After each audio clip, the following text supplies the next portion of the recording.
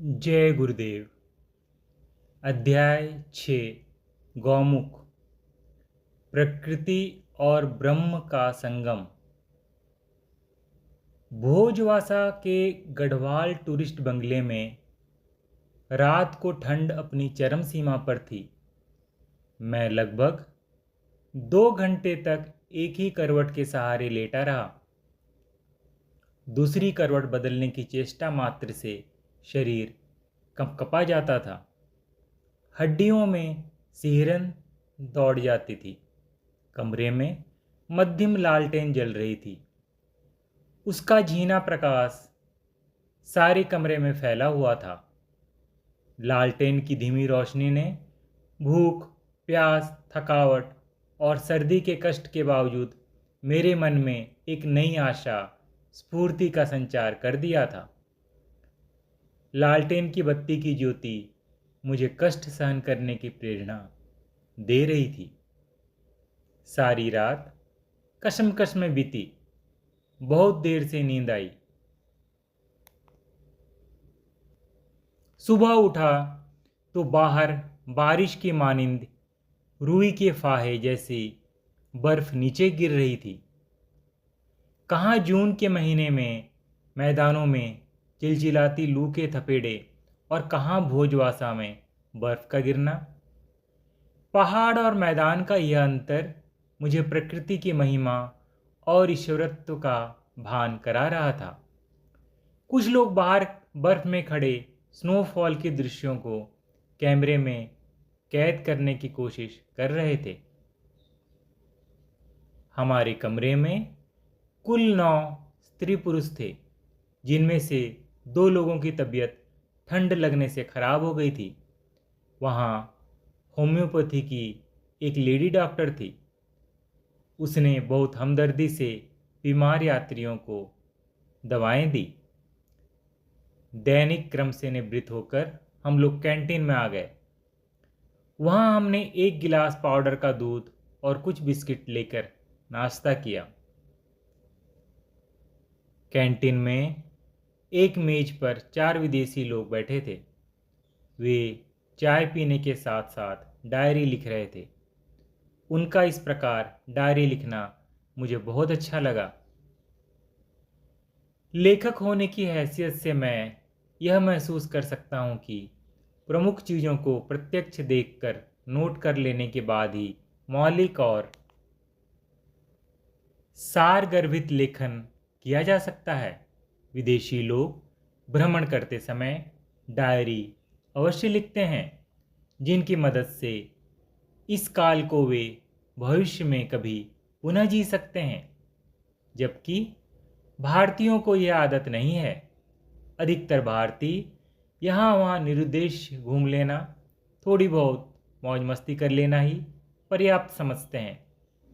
गौमुख जैसे स्थानों पर भारतीय यात्री तो तीर्थ यात्रा का पुण्य लूटने ही जाते हैं। मैं उन विदेशियों से बातचीत करने का इच्छुक था, परंतु अंग्रेजी भाषा भली भांति न जानने के कारण संकोच में रहा। हीन भावना से दबा बात नहीं कर सका।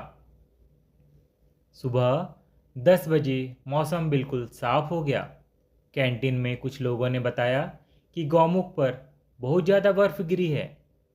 यह सुनकर भारतीय टूरिस्ट गौमुख जाने का साहस न कर पाए, लेकिन अंग्रेज फिर भी जा रहे थे।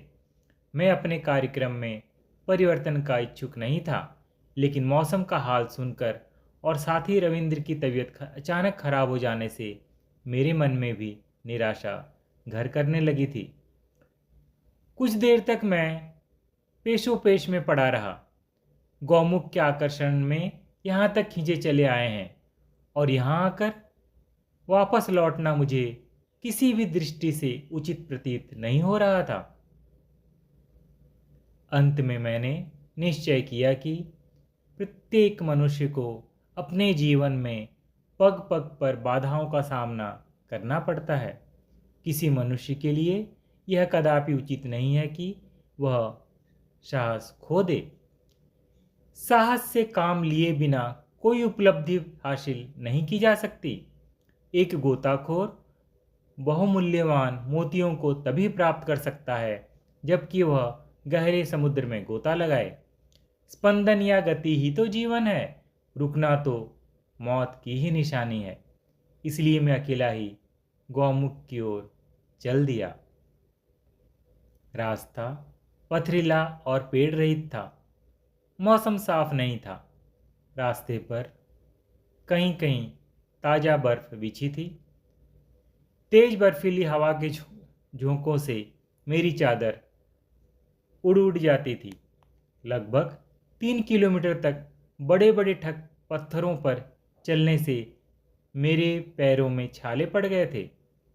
एक पत्थर से ठोकर खाकर मेरे एक पैर का अंगूठा भी जख्मी हो गया था।